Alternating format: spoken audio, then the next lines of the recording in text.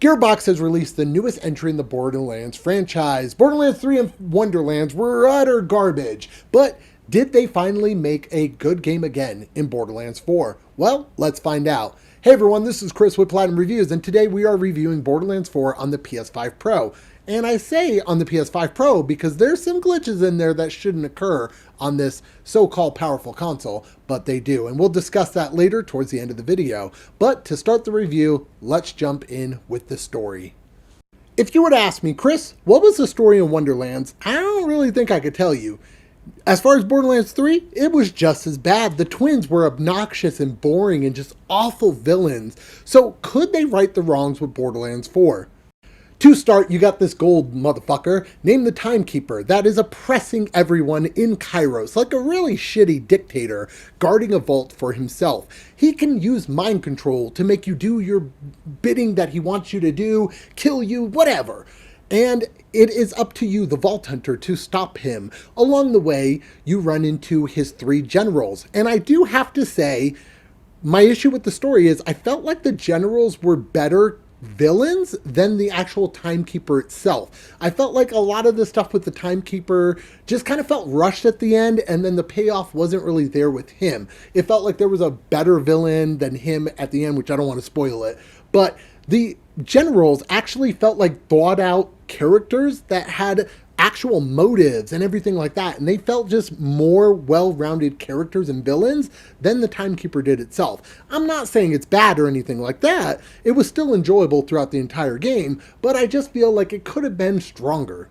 Borderlands is known for its gameplay, and let me just say, there is a lot of gameplay there. Borderlands is known for that running, looting, shooting game that you've always loved, and if you haven't played it yet, if you've never played any Borderlands game, this is the perfect one to jump into. The game is funner than ever before. There are some caveats to it. There is so many glitches to this game, and we'll discuss that in a little bit, but this game is so much fun. If you've never played a Borderlands, pretty much what you do is you take on the main mission, completing these objectives as you go to fight the Timekeeper.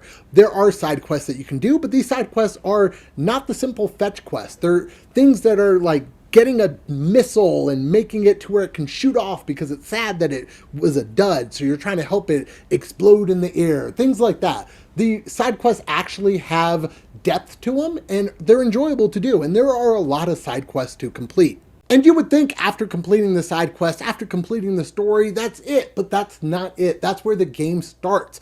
Once you beat the game, you can actually unlock Ultimate Vault Hunter mode. This is where you can do weekly missions, go for new loot, higher gear, things along that line, and really succeed in making your Vault Hunter even stronger than before.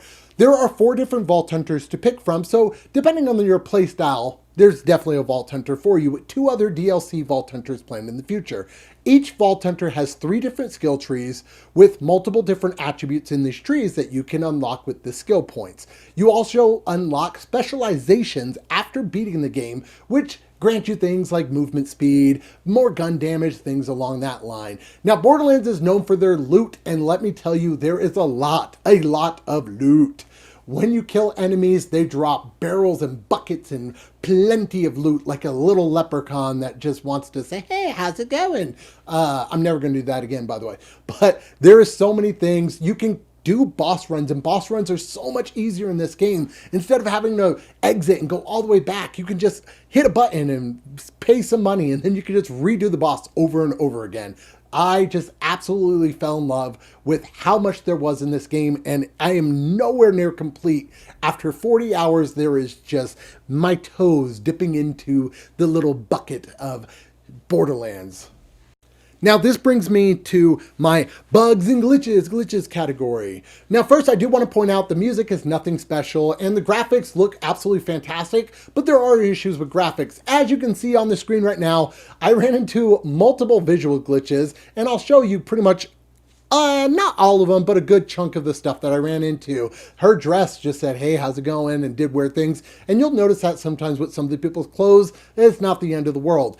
As soon as I started the game on my PS5 Pro, I think it was in performance mode, or actually quality mode, not performance mode, all the grass in the world was eye level. That made it to where I couldn't see equipment that fell on the ground, loot, things along that line. I couldn't see enemies. I constantly happened to jump into the air to be able to shoot an enemy. It was absolutely horrendous. Reloading didn't fix it. Nothing fixed it until I switched from quality mode to performance. And then that finally fixed it. That is unacceptable on a console like the PS5 Pro. What are you doing?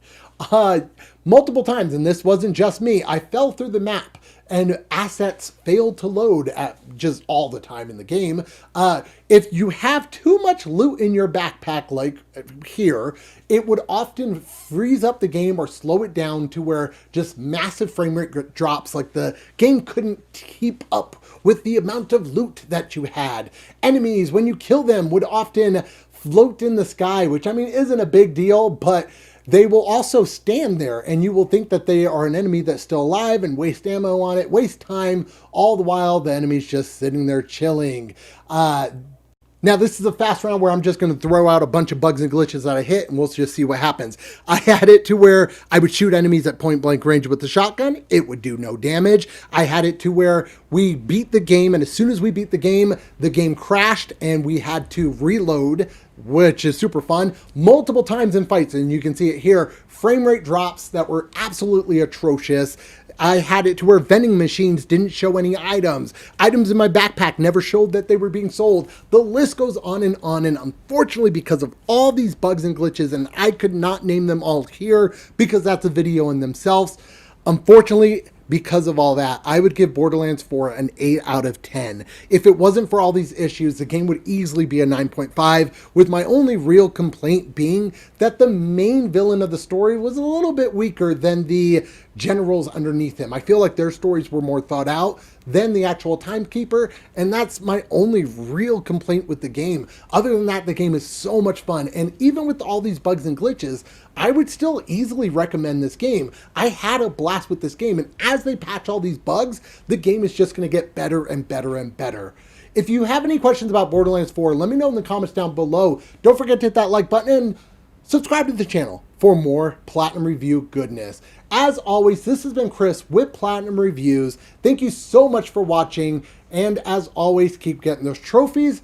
I will catch you on the next video. Also, my friend died there. That made me laugh.